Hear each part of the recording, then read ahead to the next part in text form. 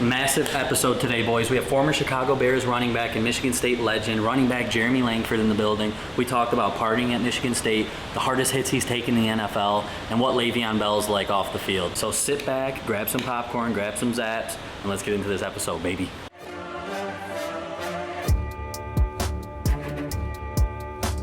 They'll give it straight ahead. Langford still running. Touchdown.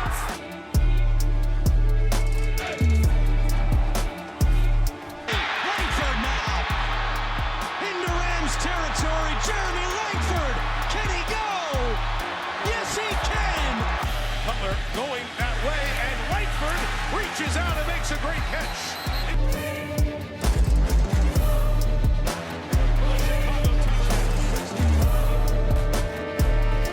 Trying to steal my shine. All right, welcome back to another episode of It's Too Easy. We got a hell of an episode today. So much, in fact, actually, guy at the front desk, shift ended 3 hours ago just to see our guest.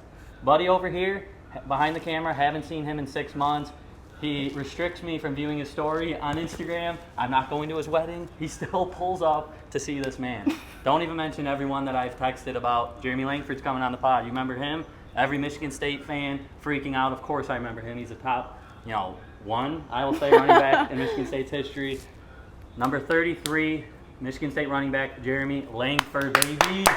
Thank you for coming. So excited, so excited. And he was so gracious to sign a mini helmet for you guys. So all you have to do, we're giving this away. Just comment some love, and you're entered to win it. So you grow up in Michigan. When you're a kid, are you? I know you get drafted by the Bears, but are you a Lions fan growing up? Oh man, I was a Lions fan like all the way into like that 0-16 season. I don't know if you remember when they were 0-16. Oh, yeah. So I think, and my dad's he's like, why you always in Michigan? They always let you down. They let you down. Yep. Let you down. And I was for a long time I was rooting for him, and then that 0-16 season, I think that kind of did it for it. That lost a lot of people there in that battle. Yeah. Then you go to Michigan State. You're tearing up high school. When you get to Michigan State, you're pretty much playing every position out there. You're able to play running back, wide receiver, corner, safety. I wouldn't be stunned if you could play quarterback. Are these, you're close with your teammates, but are some of your teammates a little bit salty that they're practicing their whole life to play this corner spot or this safety spot, and you're just like, I guess today I'm playing this, tomorrow I'm playing this? I guess going into it, I would rather come in playing only one position, but I think that's not where, when I signed as an athlete. Yep. In high school, I played both sides of the ball. So as far as like what I was going through was because they couldn't really find nowhere for me to fit on the field at that time. So we had Le'Veon Bell. Yep. And then they had another running back in the class, Nick Hill. So the running back spot was already kind of full, and I wasn't going to see the field. So I think he just gave me an opportunity to go play defense. Yep. Get out there somehow. Yeah, and in that class, man, we were just so close, and our team was just so close. Like, if I go play corner this year, somebody in the corner room helping me. If I go play receiver this week, right, somebody in the receiver. And my best friend, Tony Lippert, was a receiver. So just being in all those rooms, I think it just really I guess I just got to know more people, like, personally at that position. So it helped. You were roommates with Tony Lippert, weren't you? Yeah. When you're a roommate with him, what's like the biggest pet peeve about how he keeps the room, or what's the most annoying thing about Tony Lippert as a roommate? As a room, trying to think.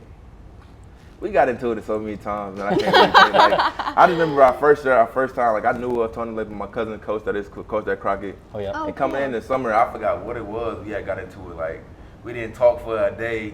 This is how our relationship was. We didn't talk for a day. Then like another day, he was like, "What were you even mad about? Right. Like, what were you arguing for?" I think this is kind of how our relationship was. It was nothing like particular that I could think of, but it just kind of hard. Right. We were just so cool, man. Just from coming into played in the Michigan All-Star game together. Right. So just our relationship was like, we was like brothers more than anything. Are you like a clean freak? Is he the clean freak? Or are you both just throwing shit all over the place? I would say a clean freak. Like, we both was pretty, like I said, our roommate, it was perfect. Like we both kept it pretty tidy then. And then he knew my grandma coming in, I'd be cleaning up a little extra. Yeah. She was extra on the clean, but we was both kind of similar on that. Right. So Le'Veon obviously has a great career at Michigan State, comes with you in the same class. When he leaves, I'm sure the media is saying, how are we going to replace this Le'Veon? Do you know, like behind the scenes, I'm about to be that guy? Or are you like, holy shit, that's some big shoes to fill? No, I think that time I was, I think of my redshirt sophomore year. And I was just, and that whole time, Coach Barnett was my DB coach, shout out to Coach B, but he was telling me, because the year I played corner, he was telling me like, we're gonna move you back to running back. This will be time. And then when Le'Veon left, and it was just a competition. Like it was. That's what I already wanted from the beginning. Like I feel like I never had that chance when I first got there to have like a competition, clean slate competition. Like it's me against you, and then we go out there and compete. Yep. I think that's what I appreciated the most about that. And it was a grind, and I think that was just when I learned how to really go ahead and take a spot and take a job doing football camp. Like that's when the biggest pound for me. It wasn't the games; it was in practice when I got the starting job. And then we grew up around here. The stigma around Michigan State is that party school, and you know that. Is the football team keeping that standard alive? Let's just say, are you guys, being rowdy? Are you guys taking part in that culture? We have a good time, man. When I was up there, we was winning too. Oh yeah, you won some big games, big games. Winning, that's kind of like it's almost like you have to go ahead and partake in that. That was like almost like a. It's a requirement at some point. It's like a requirement. When you win, we go out. Like it was just like something. It's like when people say that they do routine. That was our routine. We win games and we go out. We have a good time. And I think that built our chemistry as a team. Like and even.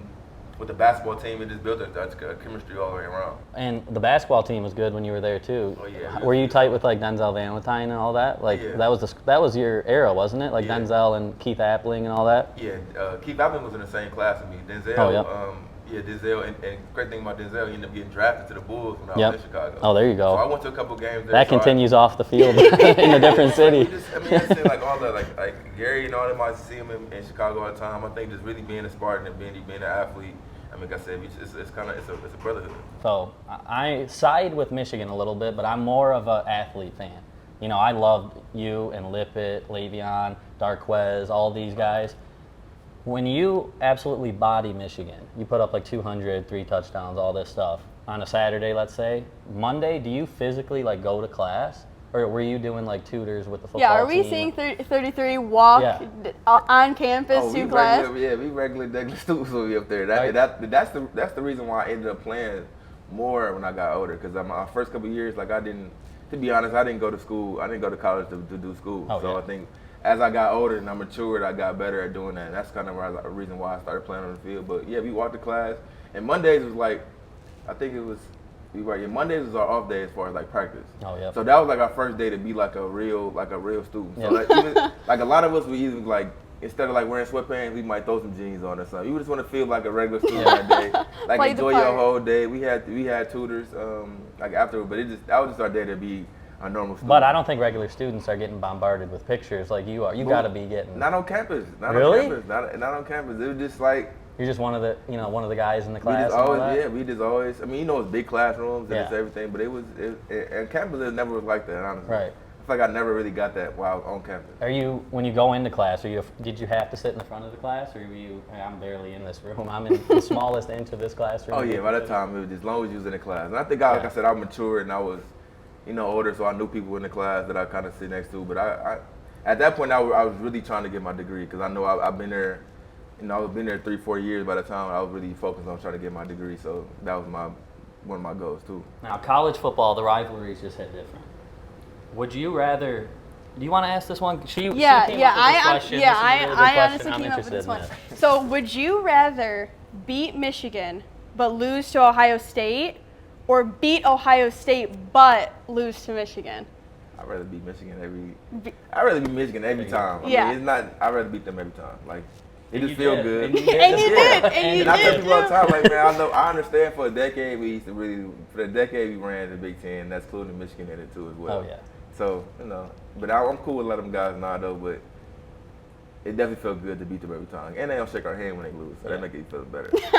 And like you guys were dogs running the Big Ten. Now it's a little bit different. That's not throwing shade. Don't no. Come over here. What do you think is like the difference with when you guys were running it to now? I mean, I think that just the game changed in general, like far as like recruiting changes. NIL. I think all that changes the game. Just started. I mean, transfers. Like we lost Coleman. Like it's hard to have those players stick around. For us, we was all 2-3 stars, and we was gonna be there. Like it was a point that I wanted to transfer, but I had to transfer to a Wayne State or a smaller. Stuff like that. The transfer portal is different. I mean, and as far as like the running backs itself, I know it's hurting a lot of the high school running backs coming out because you want an older guy coming in. So I think the whole style of the game, our recruiting and NIL, it's all different. But I think Michigan State is, I think they're doing a good job. I think with the staff they got out there, they're doing a good job to be able to succeed in this. And the Big Ten is even growing. I know it's two more teams decided to come in. It's gonna be the Big 50 pretty soon. Yeah, I think it's gonna develop everybody. I mean, everybody game because you can't be one-sided. Yep. You got to be able to do everything. And I mean, you're coming from being an absolute star in college football. What are your thoughts on NIL now? Like, I'm sure you're happy for the guys now, but what do you think? Like, do you wish, like, holy shit, this should have been me? Imagine how much money you would have brought. Do you ever think of it like that, or do you? Oh yeah, all the time. I think about it all the time, but I am glad that we were a stepping stone, so they can get that. But now I just think about a lot of guys I played with that didn't go to the league. Mm-hmm. Like, because now it's not forcing you to have to make make that decision to have to go to the league if you might be a fifth, sixth rounder. Like, you might be able to make good money and still be able to make money afterwards. But I definitely wish I could be a part of that. And you'd be pulling up in that Rolls truck. Man, they splurging up there though. They living real good, man. Like on campus, but. Like I said, I wish a lot of the other guys that did make to the league could have a chance to experience that. Well, that's what I think is crazy, because even if you're like a really good college player, but let's say you tear your knee before you're going to be in the draft, that's just all she wrote? Yeah. How? Like, you were such a, not you, but like that person would be such a star, made so much money for the college, and you're just SOL because you got hurt. And you done with college and the NFL done won, so you kind of in between. Yeah, that's unbelievable. So now, amazing career at MSU. NFL draft time. I was watching some videos of you. People are saying you're slow, yet you run the fastest 40 at the combine. So, I mean, there are these guys, Stevie Wonder blind out here. I have no idea. But the NFL draft comes. You get drafted by the Bears in the 4th round. Did you have a pretty good idea the Bears would be that team? Did you have another team that was kind of telling you, hey, you there, we're taking you? Yeah. What was that whole situation? I actually had no idea. I know my agent said that it'd be, he was thinking like 2nd to like 4th round in general. I mean, I was upset that I got drafted in the 4th round, but it's still a blessing all the way around.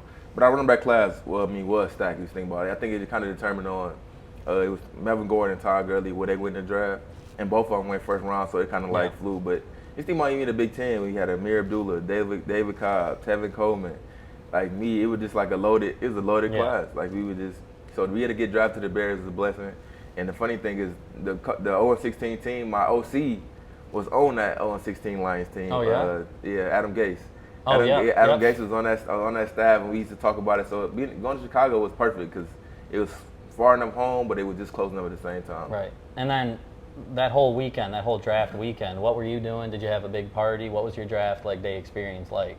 Yeah, so the first day, the 1st round, I knew it wasn't going to 1st round, but I had a party. Like, everybody came over. Like, that was kind of like open invitation. The first day, everybody come on, because I knew I wasn't getting drafted. And then the second day, it kind of was like a smaller crowd that I had in my house that people came and kind of watched it. Then Tony actually came over after he got drafted. So he turned. I think the Mayweather fight came on. I think that weekend too. So it was that whole weekend was just. Damn, that weekend was one for the and it kind of just timed up. I mean, that's how it timed up. But I had a lot of people over, to support and witness that with me. So you get drafted by Chicago. Do you have, when you look back at your rookie year, do you have a moment, a welcome to the NFL moment where you're like, damn, this ain't Michigan State right now? Yeah, I did. Even going in with I study football, I know football. We going into like rookie minicamp. It just felt like the game was just fast. Like we didn't have enough time in the day, and it never felt like that in college. Like I didn't have enough time to learn the plays, do this and that. But I did have a time when we played San Francisco, and Patrick Willis and another linebacker, and the whole game they blitzing me, and they just. My head was ringing after. Like, I'm trying to pick them guys up. They were just running through me. But it was just like it's not. These are grown men. You playing with. They've been doing it for a long time. So that kind of my experience with just getting hit over and over. And I did. After that, my head was ringing for like a couple of days. That's got to be the worst part about being a running back, right? Is that pass blocking. But if you learn to love it, I think after that I learned to love it. Like, you got no other choice. It's still ways that you can still hit people. But I'll keep letting them. And at that time, I just kept letting them hit me over and over. And after that, it helped me become a better 3rd down back. Like I started getting hit all the time. I was still finding ways to get a lick on them first. I mean, you're hitting all these guys over and over. Is the trash talk this trash talk's got to be insane? And also, is it worse in the NFL versus college? Like, which one's worse? I think it's by position. I think like corners and receivers naturally, like that's all day. I think corners study stuff to say, talk trash about receivers. Like when you're running back and linebackers, you talk a little trash, but it ain't the same. It's like I just heard people, corners and DBs go at it, and they'd be like, damn, like it get personal for that in that aspect. And then, so would you rather be at Soldier Field, be in your own bed, dominate in front of a home crowd, or do you like the travel, pissing off the other team's fans in their own building and dominating that way? Do you prefer home or away games? In Chicago, I prefer home, especially when it got cold outside. Yeah. Like, because even in the hotel, when you look outside, I think you kind of mentally, the teams get mentally defeated just looking at how cold it looked when outside. And our field was kind of like, it was an advantage playing running back, playing at home in Chicago. I love traveling. I love going to different stadiums too. Like I love playing in when the Vikings got their new stadium. I love playing. Yeah. Oh, that's my favorite stadium. Favorite, no, he like is talking about SoFi, all this stuff. I'm like, no, their stadium is my favorite. They've got like the windows that open and the breeze. It feels like you're outside, but you're inside. And that's the best thing. I love playing. I love playing there. I mean, the Falcons Stadium is. Yeah. And that's kind of similar to similar, but those. Seeing all the different stadiums is nice. You know, Chicago Stadium was old school. Yep. I mean, hard-nosed football, like first football NFL team, but I definitely love playing at home, especially when it got cold. The running back market today. We see all these guys. It's almost like they're putting all these miles on them, saying, all this work. Oh, now your contract's coming up? Oh, we'll replace you with this idiot back here. As a running back, what do you think you can do to fix that, and how much bullshit do you think that is? I mean, the best way, I don't think you can be a fixer if you can be like a Christian McCaffrey, you know, like like if you can get paid like a running back and like maybe like a third, you know, slot receiver or something, like maybe that'll work. But it's like, I mean, you know what running backs, you know, bring to the table. Like it's hard to win games and play. I feel like it's hard to win games in playoffs, and when later down the stretch of the season, you don't have a running back. Just seeing like, Ezekiel got signed yesterday. Yep. I mean, like it's just crazy to think how they've been doing running backs like that for a long time too in general. So just to see, I mean, they still making good money, but it's not secure. You know what I mean? Especially being in a physical position like running back.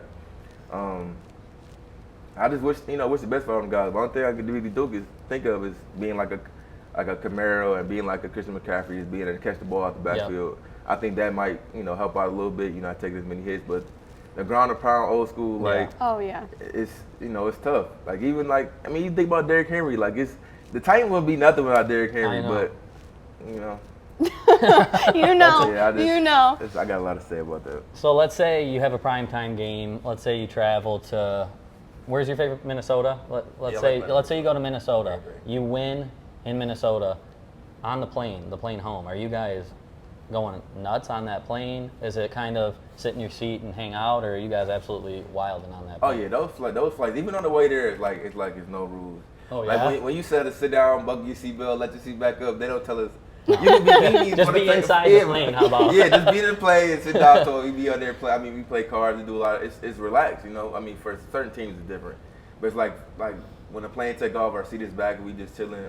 And on the way back of the wind, it's the same way. We kind of, it's not too much because it's a long season, And I really haven't been on a winning, like consistent winning team when I played in the NFL, so that's different too. But it's not strict at all. We just kind of chill and have a good time.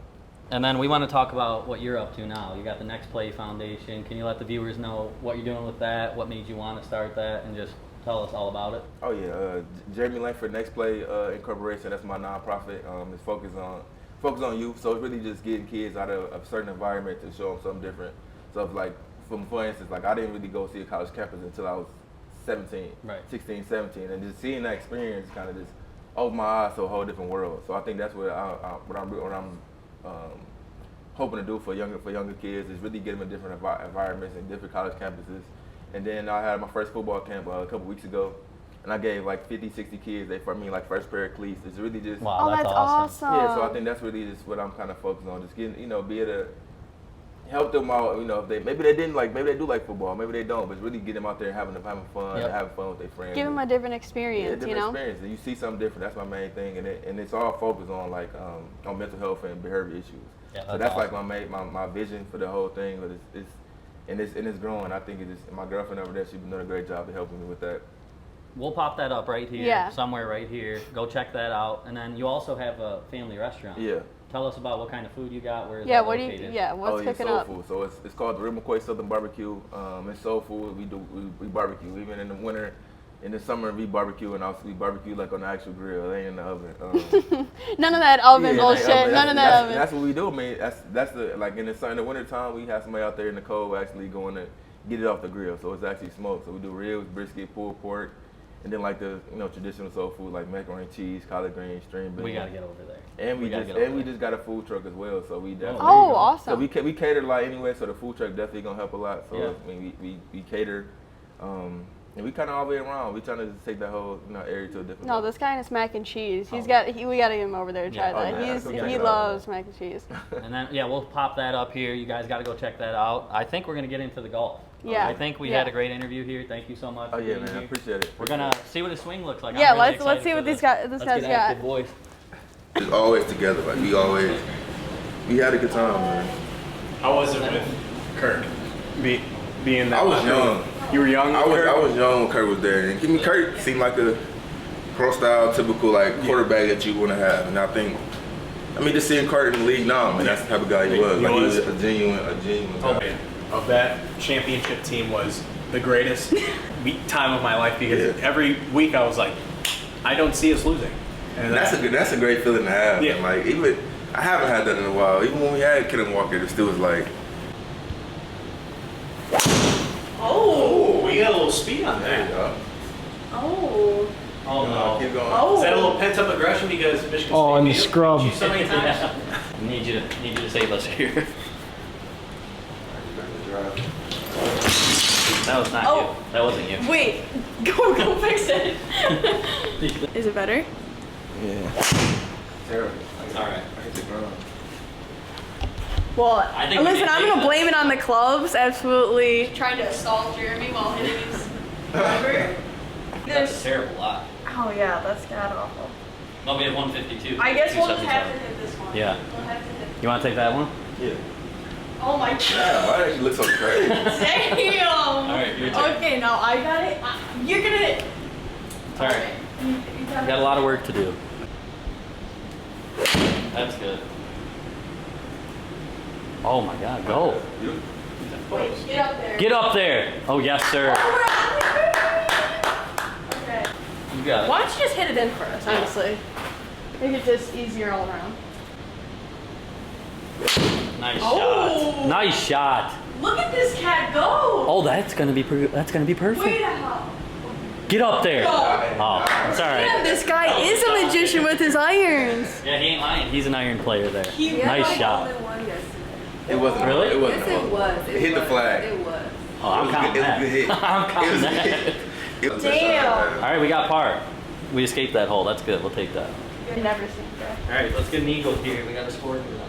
Only an eagle, that's it.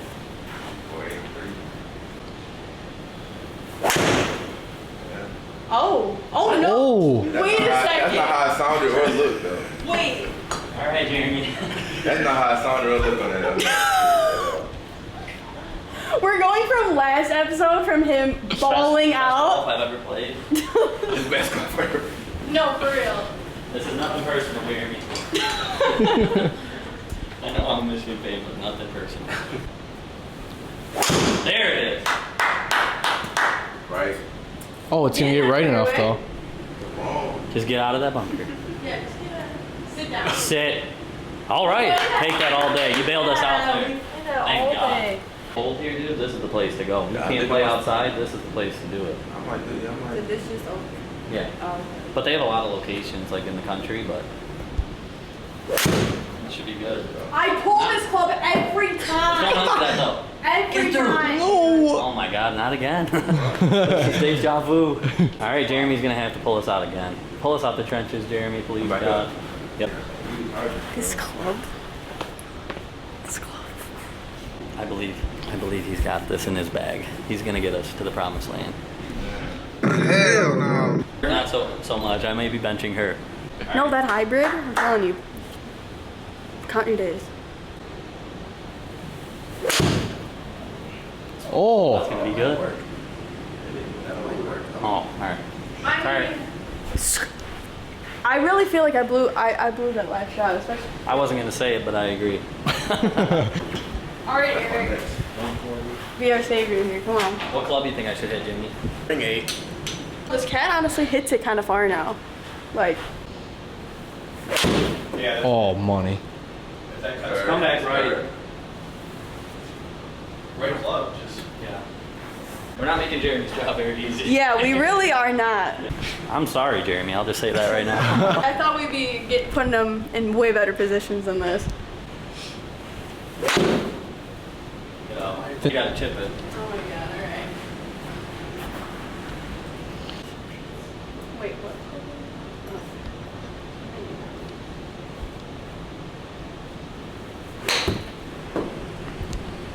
Please. Why am I pulling him into this? Sit. Chat. Okay. Okay. Guys, I'm telling you, I'm still not over that hybrid. I can't hit that hybrid here. It's disgusting. Go. A lot harder. Oh, that would be good if you put some on. One putt. Let's pray for a one putt. One putt. Yeah. Let's see if Tiger Woods is putting for us today or Eric Unger. Damn it. All right. 2 putts. Do you want to hit the driver, Katie? Me? No, this is a Alright. par 3. You don't want to, do you? Oh Oh, no. don't hit the No. hybrid. Don't hit the hybrid. No. No, because I'd have to hit the hybrid. Yeah, you don't. No, that's like that club's like kryptonite. I swear, you guys. Okay, it's this- so left today. You're in the I'm going clubhouse. farming over there. you're in the farm silo over there. Is that marijuana over there at least? I mean, if you're gonna be over there, enjoy your time there. I'm just gonna go on the record and say I'm sorry to Jeremy, everyone involved watching this. I'm sorry. He deserves more than this. He really deserves more than this. I'll have a good time. Oh, that's Solid. Here is hell. I swear something's off. I'm telling you, Katie, I'm going to the grave. Something's off. I know. You're the athlete. Yeah. You don't like making excuses, but Jesus, I will for you. Because that's 69 yards. You gotta take that one. I'll put $10 if you put it on the green. You Yeah, probably would have hold out. Yeah, you probably would have hit a hole in one. That should be. Oh no, you gotta No. go. Keep going. No! You bum! I mean, she's absolutely falling apart here. At least we don't claim to be D1 golfers. This guy's a D1 football player. That's a D1 golfer, and she's letting us down. I mean, keep going. I like your swing. Same situation. Yeah, I know. I like his Why is swing. this swing better than Everyone? today?